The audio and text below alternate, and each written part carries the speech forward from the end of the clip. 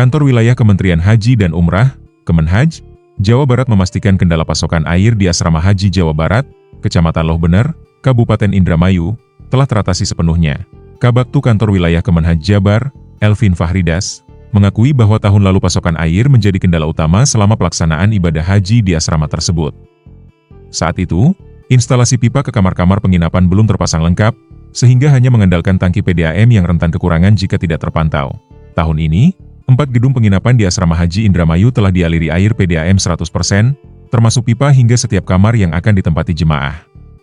Elvin menegaskan bahwa permasalahan serupa tidak akan terulang. Karena pasokan air kini stabil dan terkoordinasi langsung dengan PDAM, hanya 2 dari 4 gedung yang akan digunakan untuk jemaah haji, sehingga kapasitas tidak terisi penuh. Setiap gedung mampu menampung 1 kloter penuh sekitar 400 orang, memastikan pasokan air mencukupi tanpa kekurangan seperti sebelumnya.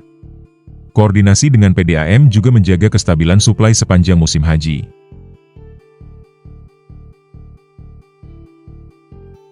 Asrama Haji Indramayu ini menjelang pemberangkatan haji gimana Pak?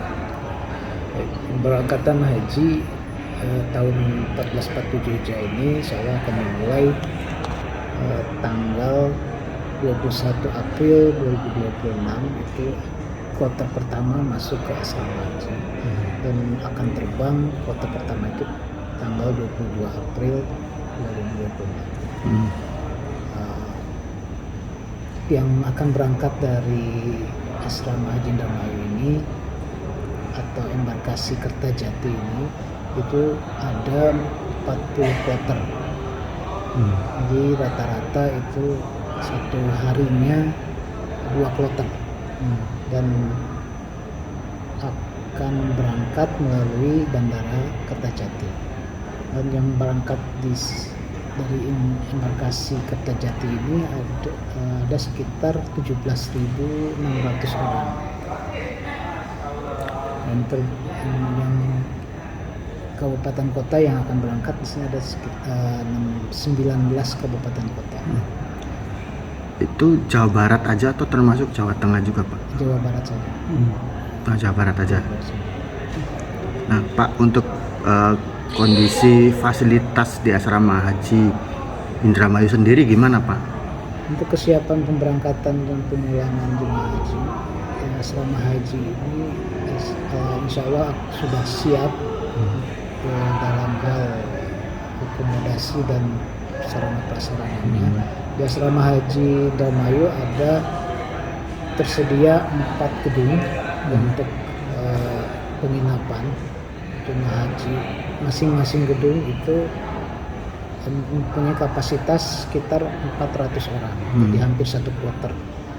Jadi kalau untuk pemberangkatan tahun ini satu harinya sekitar 1-2 kloter itu insya Allah memadai dan mencukupi. Kemudian ada juga gedung aula, ada 2 gedung aula nanti akan digunakan untuk aula keberangkatan dan aula kedatangan. Di lantai 2 itu akan digunakan untuk aula kedatangan dan lantai 1 itu insya Allah akan digunakan untuk aula keberangkatan. Kemudian selain aula juga di sini tersedia gedung PPIH. PPIH itu untuk berkantor bagi petugas-petugas PPIH embarkasi, dan ada dapur serta klinik. Ini memang baru dibangun tahun kemarin dan insya Allah tahun ini sudah bisa digunakan. Kemudian area manasik yang ada di tengah-tengah itu insya Allah sudah siap untuk bisa digunakan oleh para calon jemaah haji dan juga bagi masyarakat umum untuk melaksanakan manasik haji di asrama haji Indramayu. Terkait dengan air, kita sudah bekerja sama dengan PDAM. Jadi air yang ada di asrama haji ini sudah dipenuhi dengan air dari PDAM. Dan insya Allah semuanya sudah tersambung. seluruh gedung sudah tersambung. Dan yang jadi masih dalam tahap pembangunan yaitu masjid, yang sampai saat ini memang belum rampung karena memang dananya sampai saat ini untuk penyelesaiannya belum tersedia, tapi akan dimaksimalkan untuk nanti digunakan pada saat pemberangkatan dan pemulangan jemaah haji. Pak, nanti Pak, jemaah haji itu selama di asrama haji ini mungkin kegiatannya apa gitu tuh Pak, selama di sini sebelum terbang ke tanah suci itu Pak? Jemaah haji akan datang nanti dari daerah menuju asrama haji itu menggunakan bis yang disediakan oleh pemerintah daerah. Setiba di asrama haji, jemaah haji akan memasuki langsung ke aula kedatangan.